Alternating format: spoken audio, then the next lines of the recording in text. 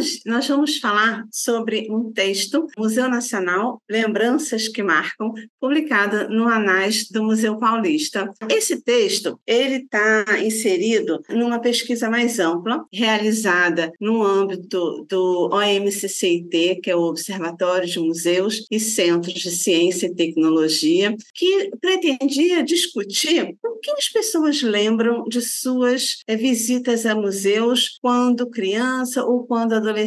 Foi uma pesquisa feita com adultos maiores de 30 anos. A pesquisa reuniu 6 museus: o Museu Nacional, o Museu da Vida Fiocruz, o MAST, a Fundação Planetário, o Museu Ciência e Vida, que é o museu onde eu trabalho, lá em Duque de Caxias, e o Espaço Ciência Viva. Passamos um questionário, foram respondidos por 619 visitantes em loco, ao final da visita, sempre dentro do museu. Ao final do questionário, tinha uma pergunta questionando se o visitante teria disponibilidade para a gente conversar depois por telefone, quando faríamos, então, uma entrevista. Nós sorteamos 87 pessoas que responderam que concordavam em dar entrevista e fizemos essas entrevistas. Os dados da pesquisa, eles foram analisados com o auxílio de software, como, por exemplo, o Audacity para gravar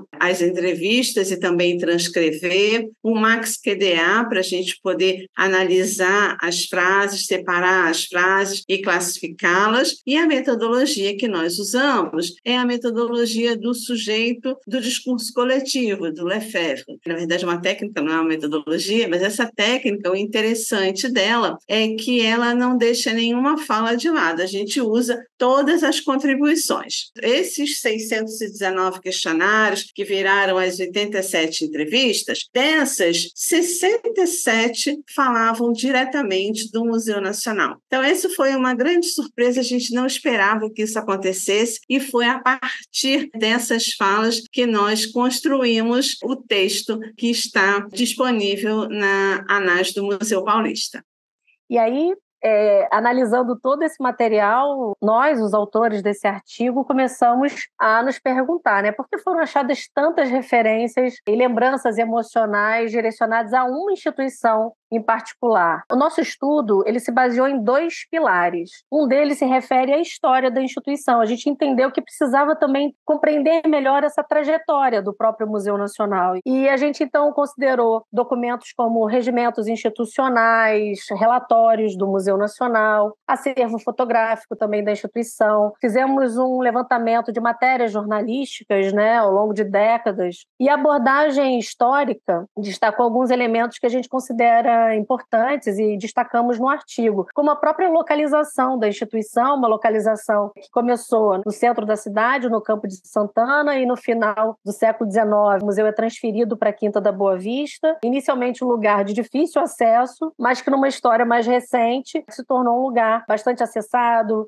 Também o compartilhamento do espaço com uma outra importante instituição museológica, que é o antigo Zoológico do Rio de Janeiro, há alguns anos denominado Bioparque do Rio. Isso tudo faz com que esse espaço tenha características de um lazer familiar e também social e que vem atraindo muitas famílias ao longo das últimas décadas. E um outro pilar do estudo, indiscutivelmente, são as memórias dos visitantes e que revelaram uma relação afetiva, né? As memórias que vêm sendo constituídas desde a infância, na maior parte das vezes. O Museu Nacional também tem um nome afetivo, que é o Museu da Quinta. Então, os relatos que a gente conseguiu revelam uma valorização das ligações familiares quando se refere ao Museu Nacional, de sensações de felicidade, mas também de assombro com a grandiosidade da arquitetura do próprio museu e de alguns itens do seu acervo. E é claro que também tem um espaço importante na memória dos nossos entrevistados a tristeza vivenciada pelo incêndio que destruiu a maior parte do patrimônio, um incêndio ocorrido em 2 de setembro de 2018.